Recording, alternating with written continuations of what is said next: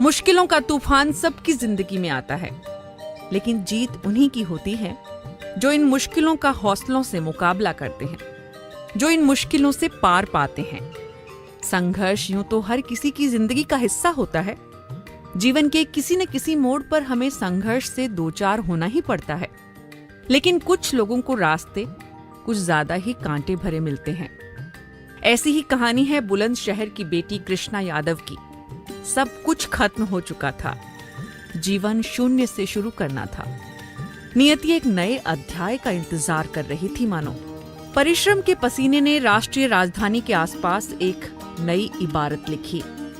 इबारत कोई चंद्रयान या पृथ्वी के परीक्षण की नहीं थी श्रोताओं, बल्कि ये संघर्ष था एक बड़े हादसे की वजह से पटरी से उतर चुके जीवन को वापस ट्रैक पर लाने का। ये कहानी है सदमे में जा चुके पति को बाहर निकालकर दिल्ली में 4 कंपनीज की मालिक बनने वाली कृष्णा यादव की। खेतों में दिहाड़ी मजदूर के रूप में शुरुआत करने वाली कृष्णा यादव ने करोड़ों के टर्नओवर वाली कंपनी बनाई। खुद को तराशने वाली ये बेटी कभी स्कूल नहीं जा सकी थी, लेकिन अपने नाम को देश के प्रधानमंत्री श्री नरेंद्र मोदी के कानों तक पहुंचाने में कामयाब हुई। कौन है ये कृष्णा यादव, सुनना चाहते हैं? तो चलिए मेरे साथ देश की राष्ट्रीय राजधानी दिल्ली, राष्ट्रीय राजधानी की छोटी बड़ी किसी भी दुकान पर चले जाइए या फिर किसी मॉल के बाहर लगने वाले स्टॉल पर। कृष्णा का नाम आपको वहां जरूर देखने को मिलेगा। कृष्णा के हाथ का स्वाद घर घर पहुंच चुका है। श्रोताओं, तीखा, नमकीन, मीठा स्वाद कोई भी हो, लेकिन अब दिल्ली और एनसीआर में एक जाना पहचाना नाम बन चुका है, कृष्णा पिकल्स। आप सोच रहे होंगे कि अचार बनाना भला कौन सा बड़ा काम है। भला इस कहानी में ऐसा क्या है जो आप सुने तो आपका सोचना एकदम सही है, लेकिन जब आप मुझे सुनेंगे तो सलाम करेंगे कृष्णा पिकल्स की इस मालकिन को, क्योंकि कृष्णा यादव की जिंदगी में एक दिन ऐसा था जब 1 किलो अचार बनाने के लिए जेब में पैसे नहीं थे, और आज वो सैकड़ों हजारों किलो अचार बनाती है हर दिन। श्रोताओं, पहले कृष्णा यादव को सुनिए कि आज कैसे लोग उनके अचार को खरीदने के लिए लाइन लगाते हैं और उनकी टीम के लोग उनके बारे में क्या बोलते हैं।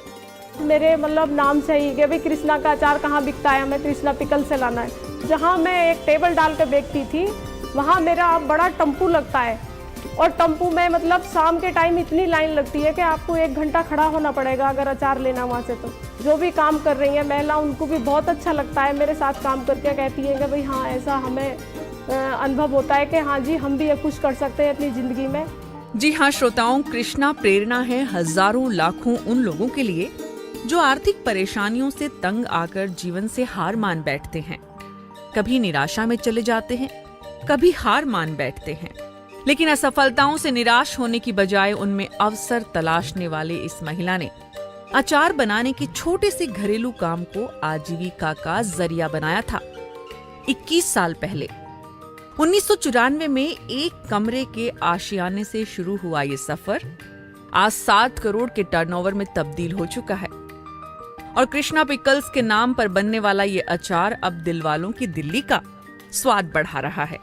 लेकिन श्रोताओं, एक वक्त था जब दिल्ली में इस महिला को जगह नहीं मिली थी, तो सड़क किनारे अपने लिए जगह खुद बना ली। रोड के किनारे टेबल डालो एक छोटी सी, और वहाँ बैठो, हम अपने आप मार्केटिंग शुरू करेंगे, तो उसमें हमें ज़्यादा अच्छा रहेगा, हमारा माल भी बिकेगा और हमें आमदनी भी अच्छी होगी उसमें। श्रोताओं, बुलंदशहर की ये बेटी मुफलिसी के उन दिनों को हमेशा याद रखती है जब परिवार कर्ज में डूबा था और रास्ते सारे अनजान थे। लेकिन 1994 के उस दौर में कृष्णा यादव के आसपास ऐसा कोई शक्ति केंद्र नहीं था, ना ही ई-हाट की कोई सुविधा थी जहां वो कोई अपना व्यवसाय कर पाती, अपने प्रोडक्ट बेच पाती। ऐसे में कृष्णा ने सड़क किनारे अपनी जगह तलाशी। बिगड़ते आर्थिक हालात से पार पाने के लिए कोई रास्ता नहीं सूझ रहा था श्रोताओं। कृष्णा यादव उधेड़बुन में थी, कैसे इस दौर से बाहर निकला जाए। सुनिए क्या सोचती थी वे। मकान बिक गया तो फिर हमने सोचा कि अब हम क्या करेंगे। मेरे पति जो बहुत दिमाग खराब समझ लो कि ऐसा हो गया कि पागल जैसे कि पागल वो करते ना रोल, इस तरह से मेरे पति करने लगे मेरे घर में। तो अब मैंने सोचा कि भाई इस तरह से तो काम नहीं चलेगा, बच्चे छोटे छोटे, तीसरा बच्चा भी आ गया, मतलब 6 साल बीत गए, तीसरा बच्चा मेरे बेटी पैदा हुई। उस दौर में कृष्णा ने पति के साथ दिल्ली आने का फैसला किया। 1994 में दिल्ली आकर खेतों में मजदूरी की, रेहड़ी पटरी पर दुकान लगाई। लेकिन श्रोताओं, सूरज की तपिश में भी मानवता को जिंदा रखा।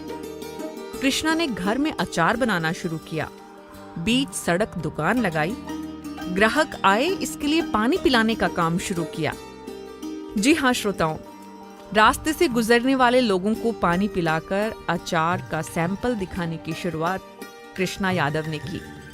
और जो सिलसिला शुरू किया तो मेहनत देखकर पत्थर सी किस्मत भी पिघल गई। राह से गुजरने वाले लोग पानी देखते तो ठंडा पानी पीकर अपनी प्यास बुझाते, कभी कभी अचार का सैंपल भी देखते, कभी खरीदते, कभी सीधे निकल जाते। 2 किलो अचार लेकर ये महिला सुबह से शाम तक बैठी रहती, कभी वापस घर ले आती, कभी कम दाम में बेच आती। शुरू में लोगों का नहीं आना स्वाभाविक था, लेकिन श्रोताओं, वक्त ने करवट ली। ऐसी करवट कि धीरे धीरे आमदनी शुरू हुई, अचार बिकने लगा, हाथ की रेखाएं मानो बदलने लगी। हाथ का हुनर ऐसा काम आया कि पूरा परिवार कृष्णा के नाम से जाना जाने लगा और लोग आज कृष्णा अचार की बड़ी संख्या में मांग करने लगे हैं। काम बढ़ गया मेरा। श्री कृष्णा पिकल्स के नाम से अपनी फैक्ट्री लगाई।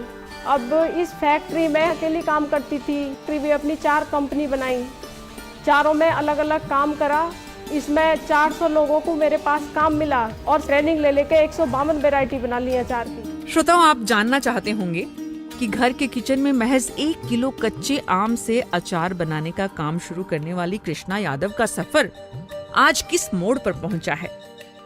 आज 80 महिलाएं कृष्णा की 4 इकाइयों में दिन रात काम करती हैं।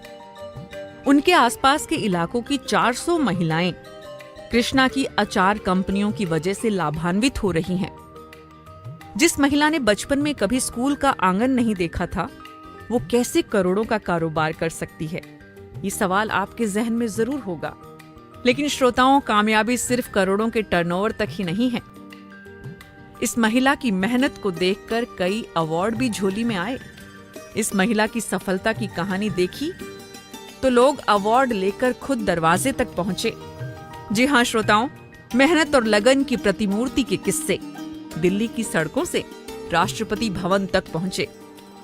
साल 2017 में कृष्णा यादव को राष्ट्रपति महोदय ने नारी शक्ति अवार्ड से सम्मानित किया और तब देश ने जाना कि जिस बच्ची ने कभी स्कूल का दरवाजा नहीं देखा था, वो राष्ट्रपति भवन के दरबार हॉल में कैसे पहुंची। ऊंचाई के इस शिखर पर पहुंचने की इच्छा अगर आपकी भी हो रही है तो थोड़ी सी मेहनत करिए।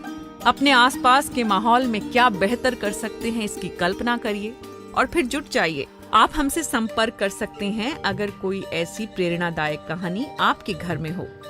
फिर इसी चैनल पर एक नई कहानी लेकर आऊंगी मैं।